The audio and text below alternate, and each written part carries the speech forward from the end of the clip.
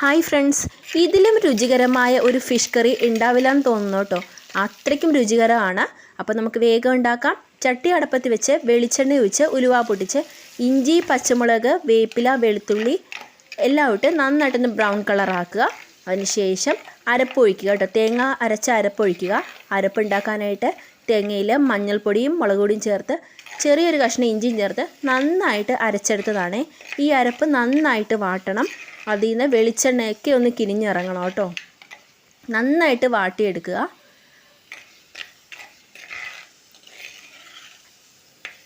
ഒരു പ്രത്യേക രുചിയാണ് കേട്ടോ ഈ അരപ്പ് വാട്ടിയെടുത്ത ഫിഷ് കറിക്ക്. അപ്പം അതിലേക്ക് കുടംപുളി ഇട്ട് വെച്ച പുളിവെള്ളം ഒഴിക്കുന്നുണ്ട് കേട്ടോ. എന്നിട്ട് നന്നായിട്ട് ഇളക്കുക. അതിന് ശേഷം അരപ്പരച്ച ജാറിൽ ആവശ്യത്തിന് വെള്ളം ഒഴിച്ച് ചട്ടിയിലേക്ക് ഒഴിച്ച് നന്നായിട്ട് തിളപ്പിക്കുക കേട്ടോ.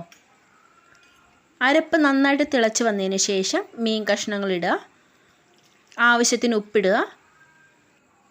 ഒരു 10 മിനിറ്റ് ലോ ഫ്ലെയിമിലിട്ട് വേകാനായിട്ട് വെക്കുക കേട്ടോ. നല്ല ടേസ്റ്റാണ് ഈ മീൻ കറി. എല്ലാവരും ഉണ്ടാക്കി നോക്കണം. വീഡിയോ ഇഷ്ടമായാൽ സബ്സ്ക്രൈബ് ചെയ്യണം. എളുപ്പത്തിൽ ഉണ്ടാക്കിയെടുക്കാൻ പറ്റിയ ഒരു ഫിഷ് കറിയാണ് കേട്ടോ.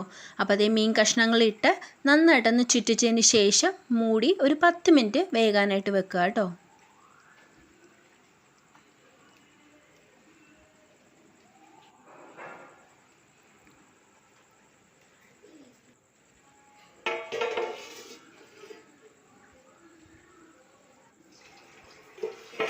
അപ്പോൾ അതേ നമ്മുടെ കറി ഒന്ന് വെന്ത് വന്നിട്ടുണ്ട്. അതിന് ശേഷം ആവശ്യത്തിന് പച്ച വെളിച്ചെണ്ണയും കറിവേപ്പിലയും ഇട്ട് എടുക്കാം കേട്ടോ. ഞാൻ മീൻ വറുക്കാൻ വെച്ചിട്ടുണ്ട്. Thank you for watching.